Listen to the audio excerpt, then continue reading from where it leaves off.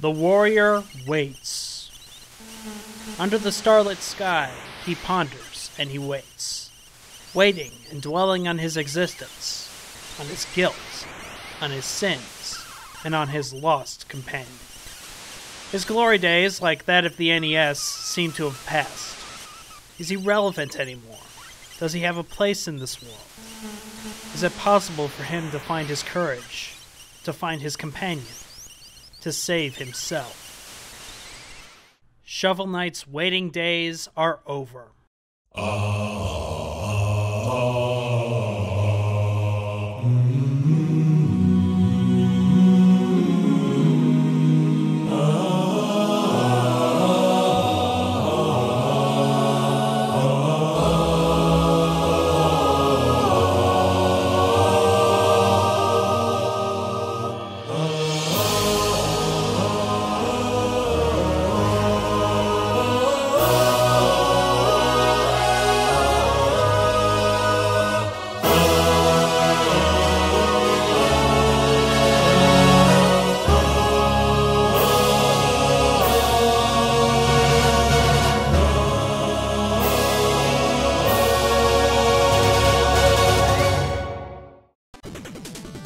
It's hard for even myself to believe that through its delays and its teasing on different news sites and different events, Shovel Knight has finally been unleashed to the world today through Steam, the Wii U, and the 3DS. Retro-style throwbacks have become an oversaturated idea within the indie scene.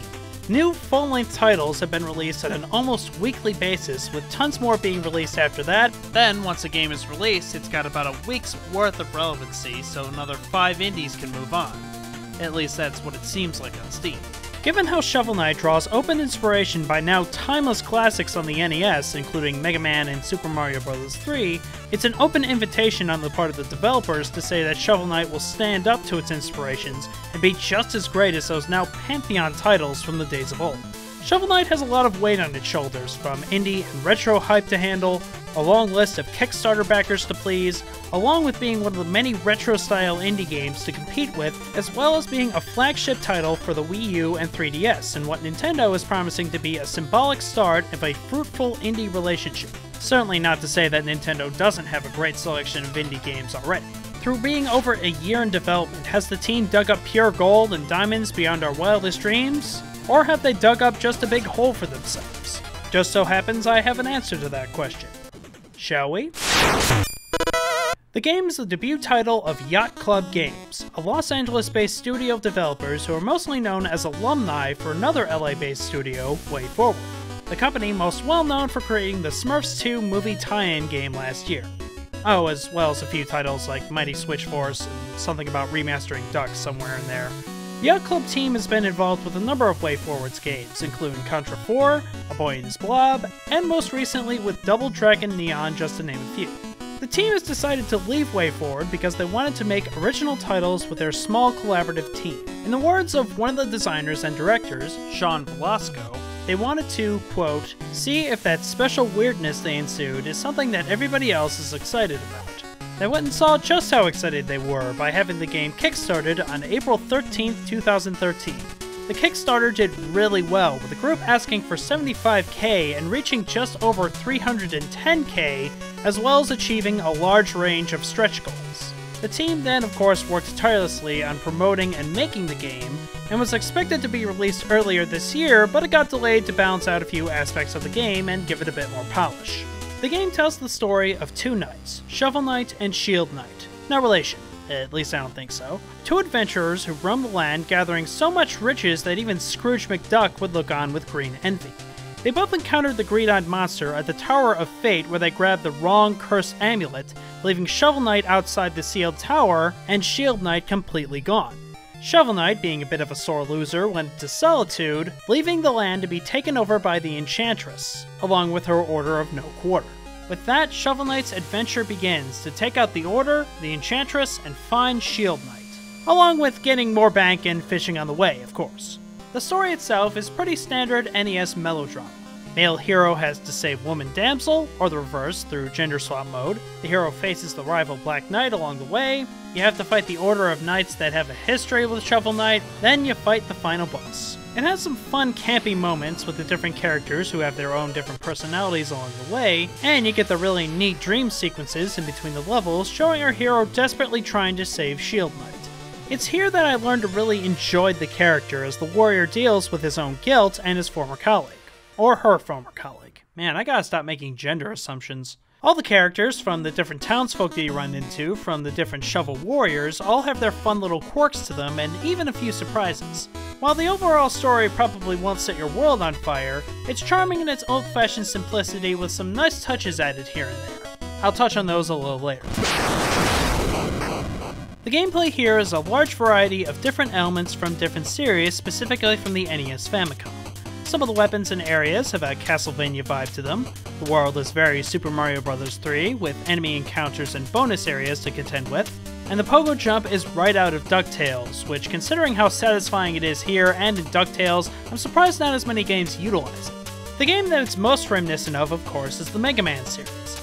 You'll platform around in some static and scrolling screens where once you reach the end of the section, the screen pushes over to the next area, sometimes resetting the enemies and platforms for you to climb. You'll face the other knights at the end of the levels, each with their own set of moves, just like the Blue Bomber. While most of Shovel Knight seems to be borrowing from many different elements, the one thing that does make it stand out is the shovel itself. It does a variety of different functions, such as being able to dig up dirt piles to collect more gold, as well as being able to dig up new areas. It acts as a close-range weapon where you can do a standard hit against an enemy. You can charge up the shovel for a more powerful attack, as well as use the Scrooge McDuck Pogo Jump, which is incredibly useful during different fights. Instead of the Mega Man style, where it's all based off of a blaster to fire shots at your enemies, most of the combat here is based off of close-range swordplay, or in this case, shovel play. The close-range combat here is very satisfying, and I know the Mega Man franchise has done close-range combat before, but it's usually balanced out to work with both Mega Man and Zero in the Mega Man X franchise. It's refreshing here to see the shovel play be the primary focus on the Mega Man formula of platforming, especially with the control being spot on, from each jump being second nature to that satisfying final blow at a boss. Not to say that the game is only reliant on your trusty gravedigger. Throughout the game you find different shop dealers with some merchandise to sell in the form of magic items. Using them costs a little bit of magic points, which can be filled up by finding the blue vases throughout the level. The items do a variety of different things, such as different attack items like the bouncing ball or fire wand to shoot fireballs, a phase locket that gives you brief invincibility, which comes in really handy in a few parts, as well as a few items to help you get around faster that I won't spoil here. The game's life system and penalty for dying are centered around its gold system. When you die, one of 3 money bags will float in a spot near your last demise, and you'll have to somehow reach them if you want to get your cash back. You have unlimited lives, and you get every penny back if you manage to get all the bags, but money's pretty important in the game as you have to use them to upgrade your health, magic power, weapon, and a variety of different armor plates that each have different colors for different abilities.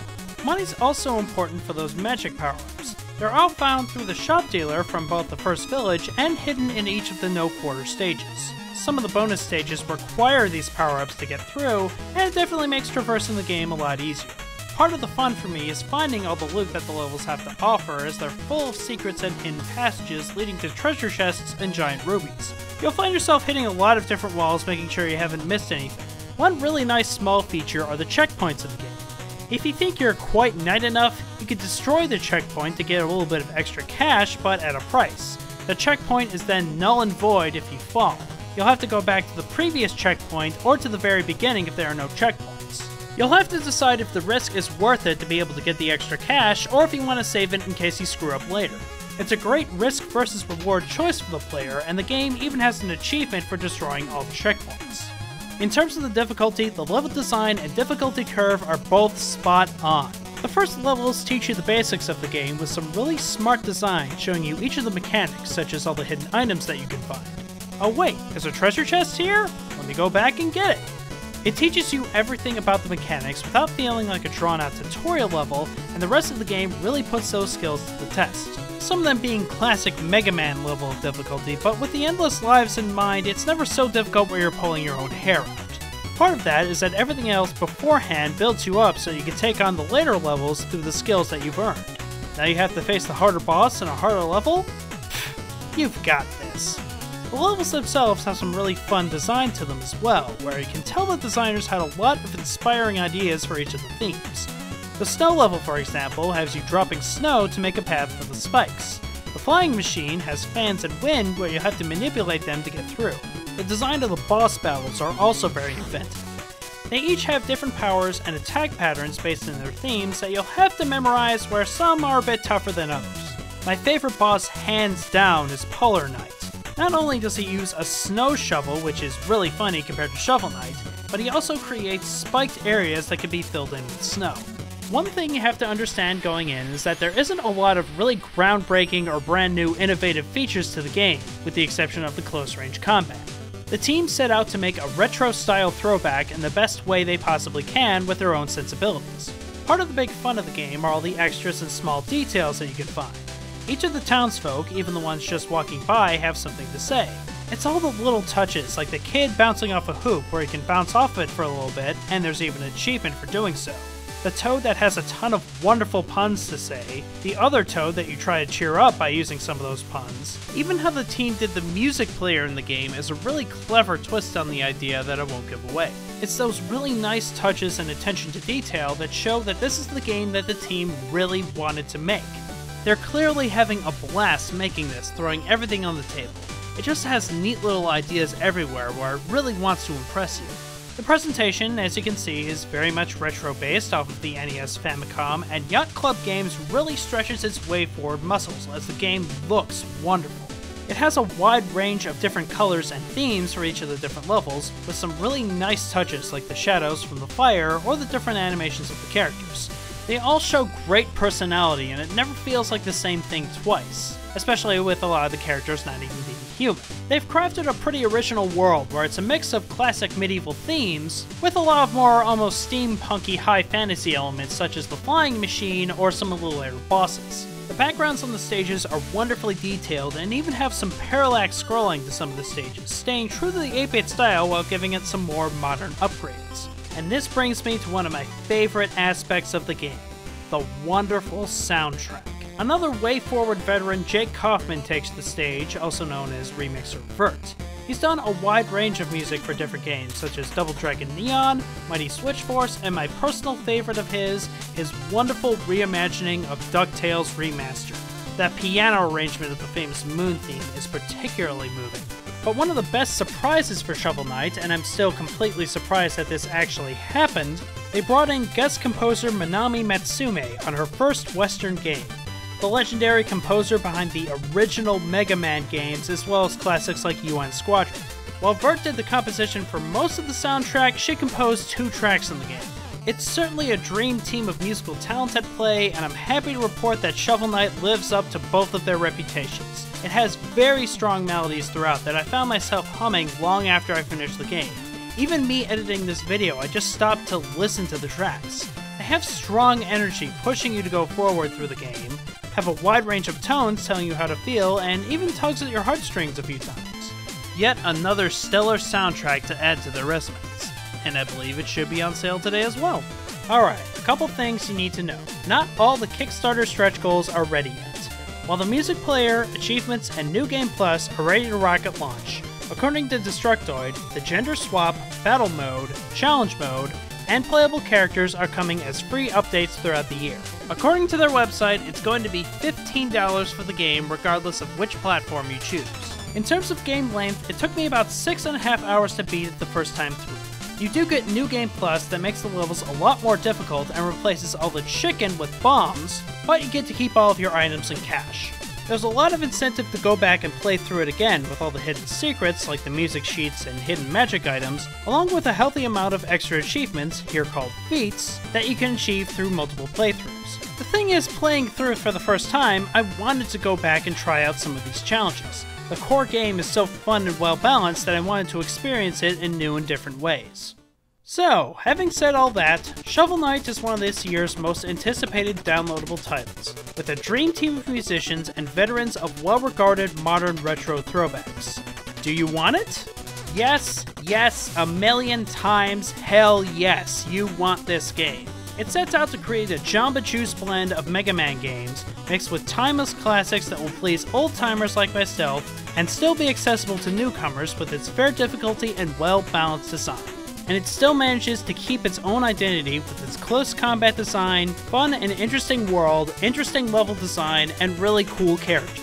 It's crystal clear that this is the game the team set out to make in the first place, and a lot of love went into the small details, the characters, the control, the art, the music, the creative level design. Almost every aspect of this game hits a home run. While the game isn't anything groundbreaking or innovative, Shovel Knight does what it wants to do so well that it's impossible to hate it.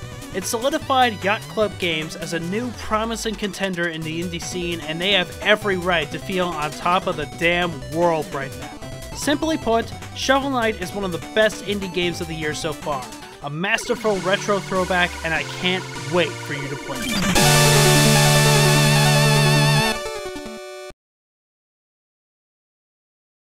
Hello, thanks for taking the time to watch my little video today. You can find a link to the game in the description below. If you enjoyed this video, feel free to take a look at another review of mine on Retro Game Crunch. Hope you enjoyed watching, and have a great day.